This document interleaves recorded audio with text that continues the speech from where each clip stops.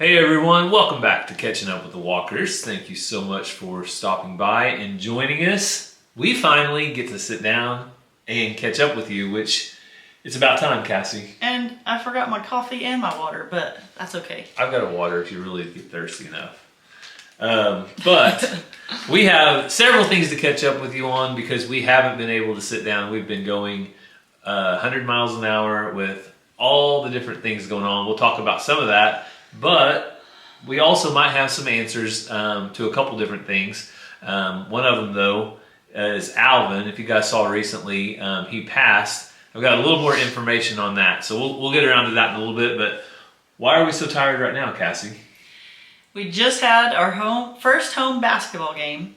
And if you guys have followed along, you know that we just recently got a gymnasium at our school. We used to have to rent and take all this stuff with us, and that was a huge headache and mess. But having your own home gym comes with a lot of new responsibilities and mess. It was amazing. It was great working out the kinks as we go. We have an amazing staff and parents and helpers that everyone just helped. Someone would say, "What about da-da-da?" I'm like, and they're like, "I got it, don't worry." So it was a great night. It was a long night, 4 games, 4 wins. But even today, texting, looking online, trying to figure out ways to fix some of the hiccups we had last night. So there was senior night last night, and that meant that even more people came. So there was a good crowd, but everything went so well.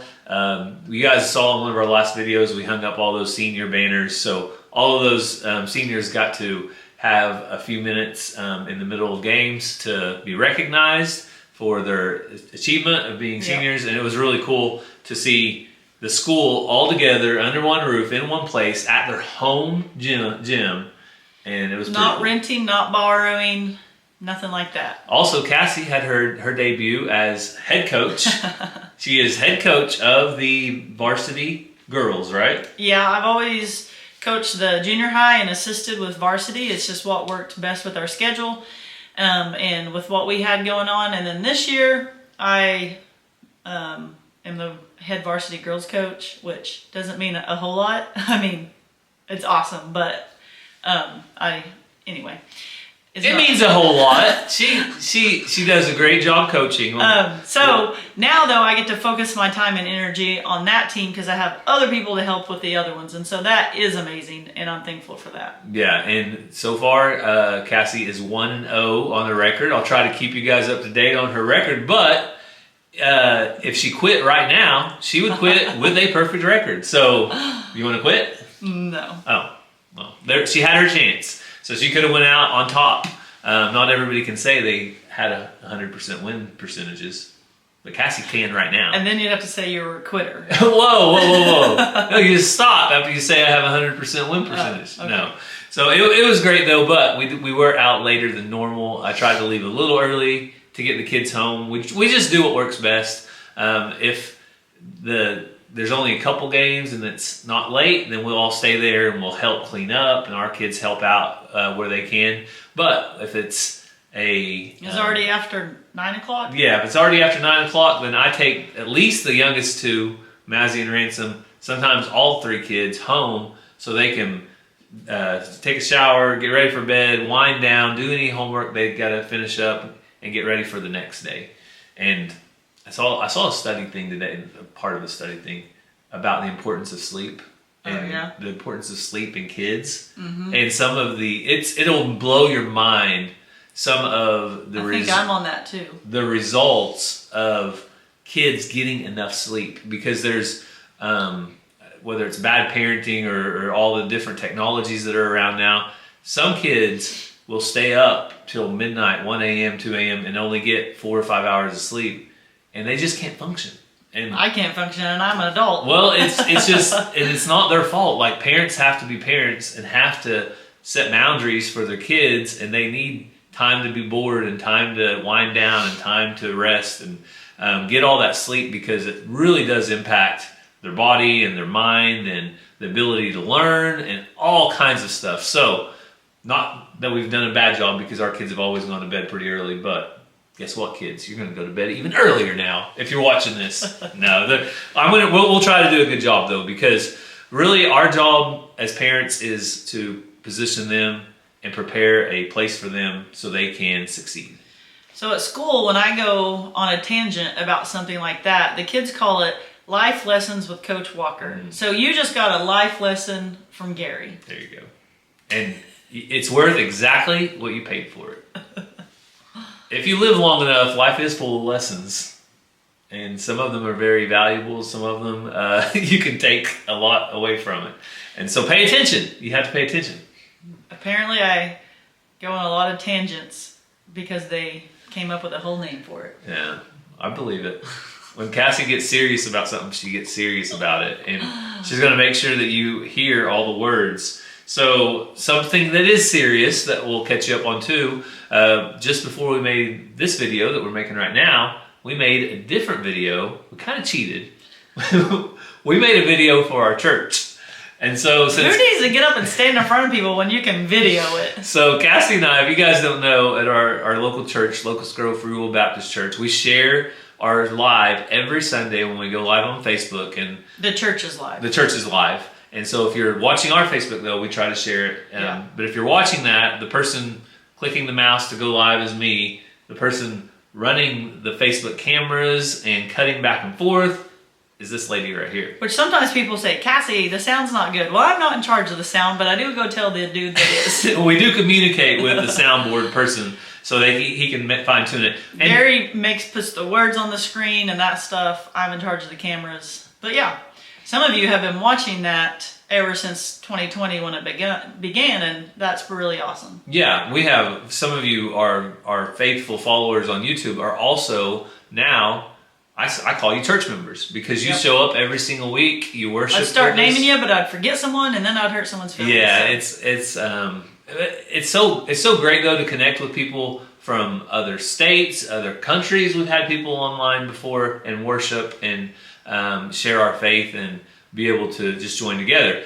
But one thing that we are going to do this week, if you watch the live, Cassie you can cut the Facebook to the full video, right? Yeah. So one thing that we're going to do is share about the 111 project. So did you know what 111 project was until last year, Cassie, or this last? Just probably 4 months ago. Yeah. So we've learned about it through our last foster placement, Little Bear. And every once in a while, I still get somebody asking, "Where's Little Bear?" Well, Little Bear is no longer with us. He did move along, but whenever we had him.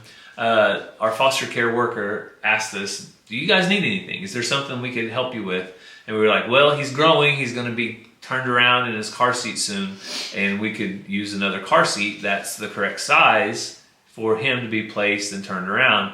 And she's, 3 days later? Yeah, she said, "Let me put it out on the portal and see what happens."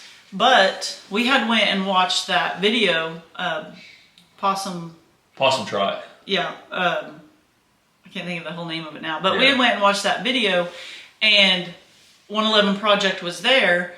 But we kind of, we knew about it. We looked into it. But then when she said that, I knew what she was talking about.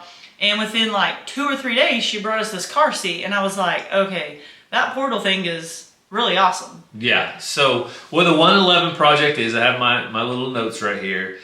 Just because this is their stance and their statement of what they are. 111 Project exists to mobilize the local church so every child has family. It's one church, one family, one purpose, and it can change everything. So we reached out to the 111 Project, and they've been reaching back and forth to our church, and one of the members stopped by and spoke with our church leadership. Oh, phone call. We're back. Cassie, my boss called. Had to take a call, and life goes on. You guys know that we have other responsibilities besides YouTube, but we love doing YouTube. It was to fix one of the problems from last night. There you go. So, as I was saying though, with 111 Project, they went and spoke to our leadership at our church. Our church leadership, our pastors were on board, and they said, "Go for it." So they needed somebody to be in charge though. This guy. That's me. See, you don't have no JOB. Well, I have lots of JOBs. I wear a lot of hats. Don't take offense to my sarcasm. Yeah, she's sarcastic. People get it. Some people get it. Some people love it. Some people think you're really mean to me. Okay. I'm just joking. But no, some people do. Well, it's okay though. It's sarcasm. If you don't get it, you probably won't get it either way. But one of the things that has to happen is somebody within our church has to monitor what they call the care portal, and this is a place where DHS workers, people close to foster families and foster care system can go out. They can vet requests. So like we can't just put it on there. Like, as a foster person, we can't put on there, a family needs a brand new car. Like, you know what I mean? So the worker and people in charge and authority that can say, yes, this is a need, they are who puts it on there. Yeah. They are when we needed the car seat, they got it, they brought it. So it's not like it can be abused or overused. Yeah, and the way they do it is they write a small story, a small conclusion, summary, and a conclusion of what's going on, and it'll give the location, meaning the town that the person's in, and it'll give details that aren't specific to the family. So it doesn't give any names. I don't know who the request is for, but one of the requests that we received last week was there's a family in Locust Grove that recently took a kinship placement, meaning their family, of a 18-month-old and a 3-year-old. Well, that family needed stroller and they needed a dresser because their kids' clothes were being stored on the floor in piles. And that's just the reality of it. You know, your family, your sisters or your cousins' kids now have to go somewhere. You say, yes, I'll take them. But when they show up, all they show up with is what's in either a black trash bag or a suitcase. You know, they don't get a bunch of funds from DHS or anything. And a lot of times you only get 3 or 4 hour notice. So it's not like they had time to go buy all the things they needed. And yes, foster families do receive help in buying things, but that doesn't happen overnight either. But from what we've been told, if it's a kinship, they don't receive as much help when it's just family, which I think is odd, but that's the rules. But anyway, this project allows more help that is given by everyday people and the churches and has nothing to do with grants or government or anything like that. No, it basically inserts the local church into situations that they wouldn't know about otherwise. But the Bible does tell us to care for the orphans and the widows, and we feel like as evangelical Christians, it's our duty. And so that request goes out on the care portal, and there can be multiple churches of multiple denominations all in the same town, and they can all see that request come in, and they can fulfill that request. We can actually see it in other states and areas too, if for some reason we wanted to do that. But we've always said that not everyone is called to foster and adopt, but everyone is called to do something. So this is just one way that provides a way for you to do something and for you to help and for our church to help and to be a part, see a need, meet a need. So recently we closed our home to foster care because it was in the best interest of our family. But this is what we're taking on as our new thing for our family, is providing for these families, because although right now is not the time for us to do actively foster care, it is still the time for us to do something. Yeah, and that's the main thing, is that we're able to see those needs out there. And in the big picture, it is meeting needs. But the difference that you don't see is it's more than that. It's a church, a family coming around these individuals and telling them that they're not alone, that there's somebody else out there in the world that cares for them and is going to care enough to go beside them and help provide something small. A dresser, a stroller is not a lot, and there's requests out there for gas cards for families that have to, go back and forth to hospital visits. And anyway, lots of different items that can be. Sometimes the requests are actually to keep a family together, and so it may be helping a mom or a dad go to classes that they have to go to. Yeah. And Gary was able to deliver the stuff that was needed. So he was able to put a face with that, tell this person that lives in our town but we didn't know about our church, tell them that on Wednesday nights we provide a meal if they would like to come and eat, and also talk to them with his real life experience of, hey, we've been through this if you ever need anything or have questions. Not just, here's your stuff, see you later. Yeah, it's a lot more personable and a lot better. And so if you are interested in Care Portal, there is a website, careportal.org. I'll leave the link in the description and so you can check it out. But what you can do is sign up as an individual if you would like, and then you can see the requests come in and you can meet those requests, or you don't have to. Like, there's no commitment whenever you sign up. It just gives you an opportunity to see what the needs are in your hometown, wherever that may be. Yep. Care Portal is active in multiple states, and their goal is to solve the problems that go along with foster care. And I think in Oklahoma, their goal is to have 1,000 churches, and each one of those churches fulfill one request per month, and each one of those churches be a open foster home, have a family that's in foster care.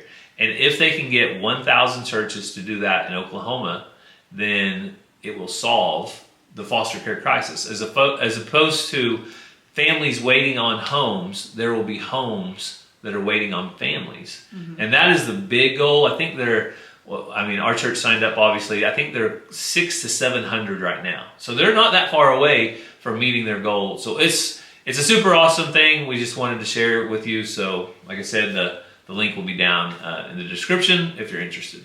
So yes, now that I have another responsibility, if Cassie throws out the JOB comment, you guys come after her in the comments, okay?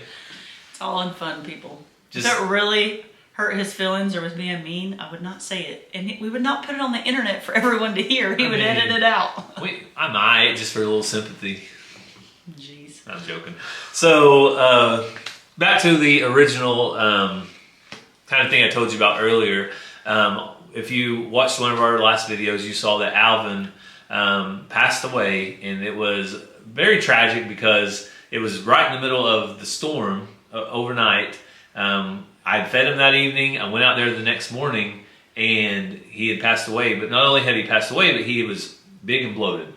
Yeah, and that shouldn't happen that quick. It should happen over time, and if the weather's hot. And this was cool weather and within a very short amount of time. So I got on the Google. You guys know the Google is the answer to questions. And the Google said that that can be one of the signs. But I've always heard my dad and my grandpa, the signs of being struck by lightning are that no other animal will basically eat on the carcass.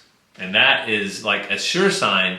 And so if you guys don't know how the farm life works, it's farm life, people.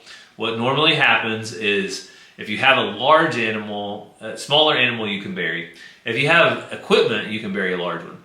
But most large animals, a cow or a larger animal like that, an alpaca is pretty large, you usually have a place on your property where you take them to decompose.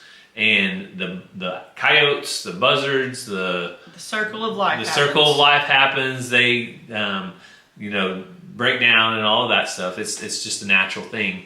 But you do that, and then you kind of keep an eye on it. I wanted to keep an eye on it for a few days to see if anything has happened, and no animal has touched that body. And so honestly, I think he was struck by lightning because the other options, he was perfectly healthy. Yeah. There's no other explanation. We do know that he was older. We don't know how old. He was right next to the metal fence. He was instantly bloated. Like Gary just said, no animal is touching him. Coyotes, that usually happens in a matter of no time. Yeah. The birds of the air, that happens in no time. So all those things are very, very odd. So that's what our thought is. Like I said, we don't have any expertise in lightning strikes. There was no visible damage to him as far as being injured.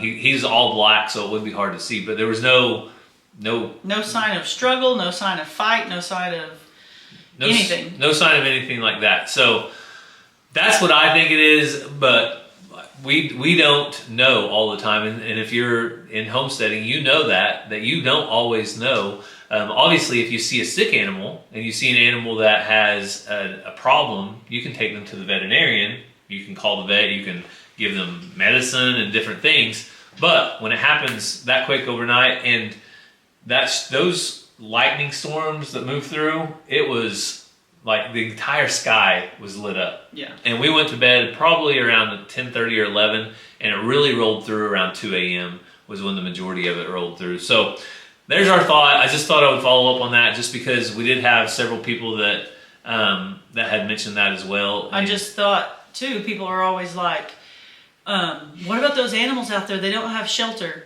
which a lot of times have trees. But he did have shelter. And apparently, if that's what it was, he wasn't under it. He was out in the rain when it happened. Yeah. But that's what animals do. Yeah, especially I've noticed a lot, our sheep and our alpacas, they don't get phased. And I think it's the thick coating. They don't get phased by rain. It can be pouring down rain, and the sheep, they can be all out grazing. Our goats, on the other hand, if it rained, you can go out to the barn and find all those little beady eyes staring at you inside the barn because they do not like the rain. Yeah. But every animal's different. With their wool and fiber and all that, I bet it really just blocks it. Yeah, insulates them. Yeah. So that's probably one of our biggest losses, though, just because Alvin was one of our, seems like, original animals in our minds, because before our old farm, we had known about Alvin and Alfred, and we had taken them to our youth pastor, and anyway, we had a lot of history there. So very sad, but it's farm life, people. Is that you're saying, or can I say it? You can steal it. So here on Catching Up with the Walkers, we always do want to take a little bit of time out of our day to point towards different prayer requests that we have, also praise items and things like that. And one of our dear friends was recently injured. Yeah, so Stephanie over at Eddie Family Farm and Life on the Eddie Family Farm, Brandon texted me yesterday and said that they were at the emergency room, and he also posted this onto his YouTube community page. But he told me that Stephanie had fallen playing with the kids, and he wasn't sure if she broke just her wrist or her arm or both. But I told him we were praying, and so go over to Eddie Family Farm and Life on the Eddie Family Farm and tell them that you are praying for Stephanie and a quick recovery. I haven't touched base with him today because I thought if they were there all night, they're probably sleeping or trying to get some rest. So just be in prayer for Stephanie, and if it's broken, if whatever needs to happen, that it would give the doctors wisdom and that she would not be in pain and be able to do the things she needs to do, because, you know, as a mother, the job doesn't stop even when you're one-armed. A mother of multiple kids. I will tell you this. Brandon needs your prayers as well, because what happens when Mama Bear goes down, everybody goes down a little bit, because moms, in this neck of the woods at least, take care of the entire family. And so it's going to be rough patch until they get her mended up and back to normal. So you guys do reach out to them and let them know that you're thinking and praying for them. And if you have a prayer request, drop it into the comments and go down there, encourage one another, pray for one another. You never know when you might find someone that is going through or went through something that you are dealing with or have dealt with, and you can be an encouragement to one another. Yeah, there's several of you that comment regularly. Chris from England has been going through some cancer stuff and has been going through the treatments and things like that. So if you would also keep him in your prayers. It's just one. Again, there's many of them in down there. He doesn't mention it all the time, but he has previously. So just something that came to mind. So we thank you guys for taking some time out of your day to spend with us. We hope you have a great day, and God bless. We love you guys.